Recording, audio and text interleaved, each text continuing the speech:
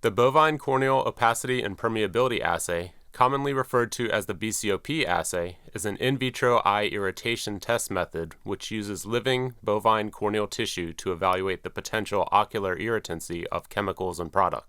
Types of injury caused by exposure to a compound are quantitatively measured by changes in opacity and permeability to fluorescein. In this video, we will walk through the tests step by step as described by the Organization for Economic Cooperation and Development Test Guideline number 437. The bovine eyes used in this assay are enucleated, collected, and prepared for transport at the abattoir. Once isolated, the eyes are immediately transferred to a container where they are fully immersed in cooled Hanks balanced salt solution, known as HBSS, on ice. The eyes are used as soon after isolation as possible, typically on the same day. The assay is begun as soon as the corneas are received into the facility. Upon receipt, the eyes are carefully examined for defects such as opacities, scratches, or neovascularization. The eye is firmly grasped and wet, drop-wise, with HBSS to help further visualize defects. Only corneas that are free of defects are acceptable and cut and mounted for use in the assay. Corneas with scratches, small areas of opacity, or blood spots would be discarded. After confirming the eye is acceptable for use, a small incision is made with a scalpel in the whole globe, leaving 2 to 3 millimeters of sclera. Care is taken to avoid damaging the cornea.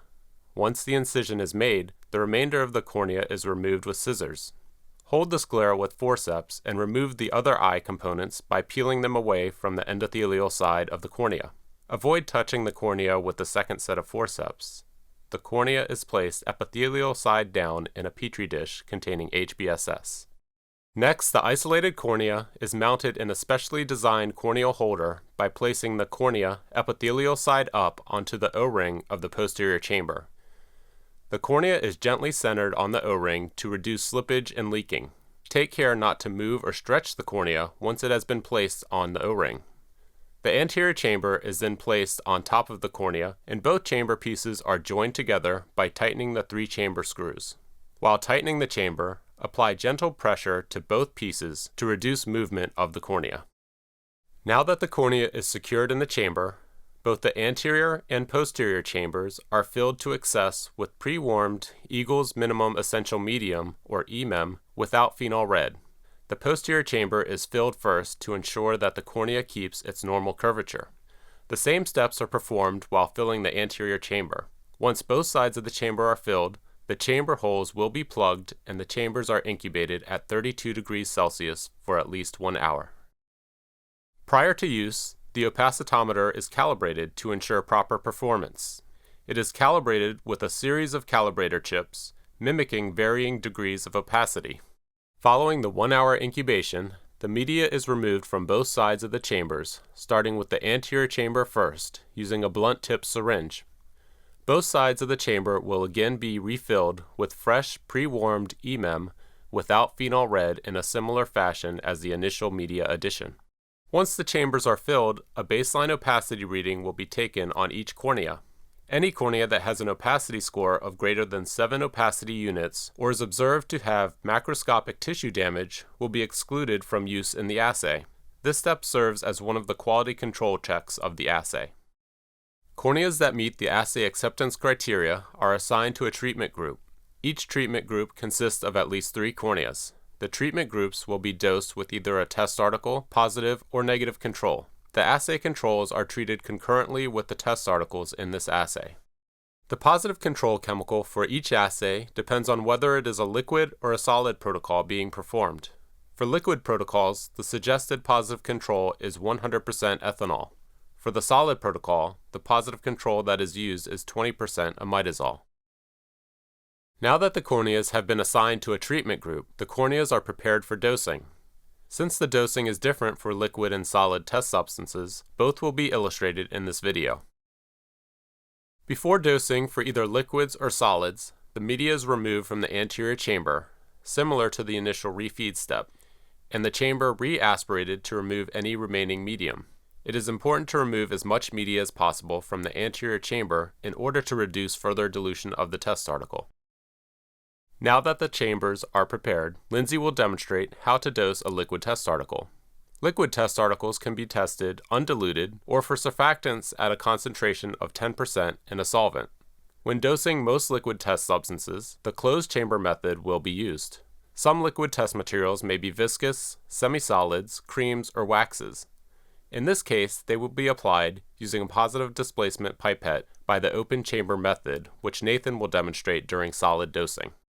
First, the chambers are tilted up, as shown, to avoid contact between the test chemical and the cornea, which could extend the exposure time beyond the appropriate interval. Lindsay is adding 750 microliters of the test chemical to each chamber through the holes in the top of the chamber. The holes in the chamber are sealed with the plugs. Once all corneas are dosed, the chambers are flipped into a horizontal position simultaneously to cover the corneas with the test article at the same time. The corneas are then placed back in the incubator and exposed to the liquid test material for 10 minutes. When dosing non-surfactant-based solids, they are typically tested as solutions or suspensions at 20% in either sodium chloride, distilled water, or another solvent. Solids are typically tested by direct application with a positive displacement pipette onto the corneal surface. This process is commonly referred to as open chamber dosing. After the media was removed from the anterior chamber, as mentioned earlier, the chamber holes are plugged and the chamber will be horizontally oriented for open chamber dosing.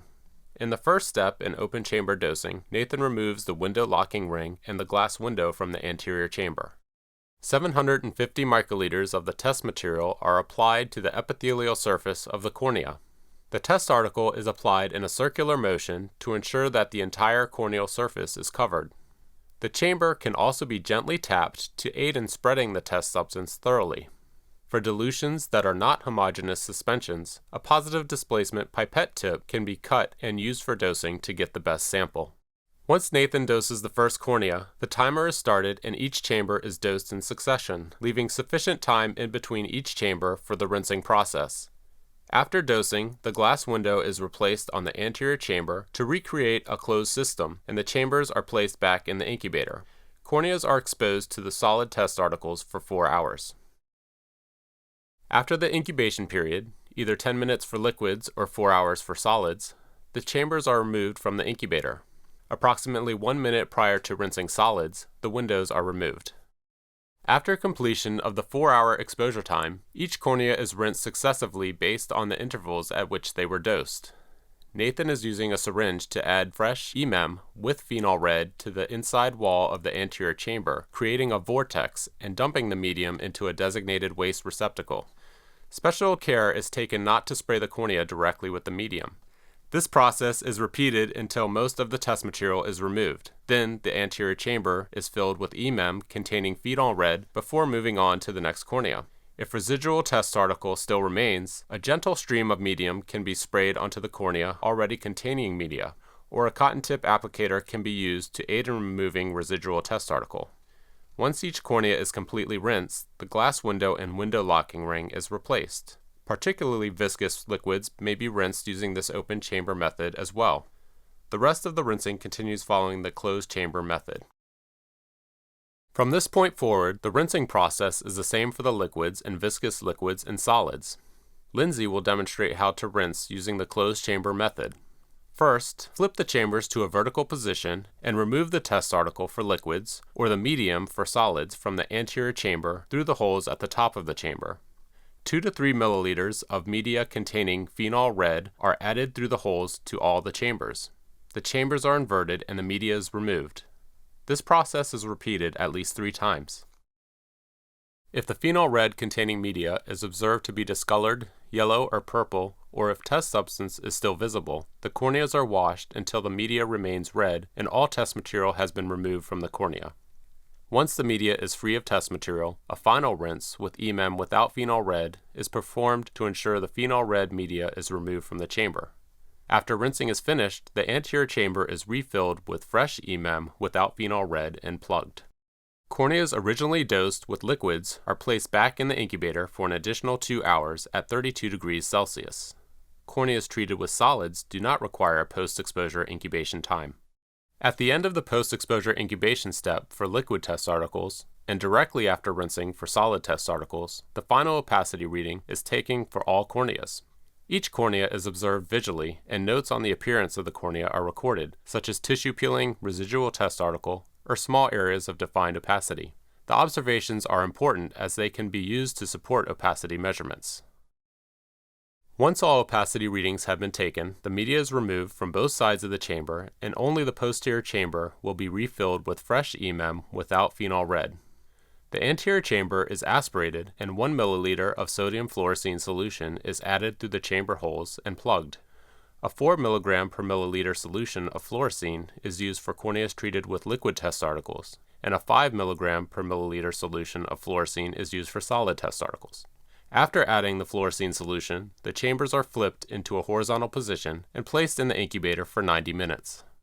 Once the 90-minute incubation is complete, the media is removed from the posterior chamber of the cornea holders, and the optical density of the media is determined using a spectrophotometer or a 96-well microtiter plate reader. The value is recorded as the OD490 value, or the optical density at a wavelength of 490 nanometers. To calculate the opacity value for the test article, the net opacity is determined for each cornea by subtracting the initial opacity from the final opacity value. Then, the net opacity is corrected by subtracting the mean negative control net opacity, and the average corrected net opacity of each treatment group is calculated.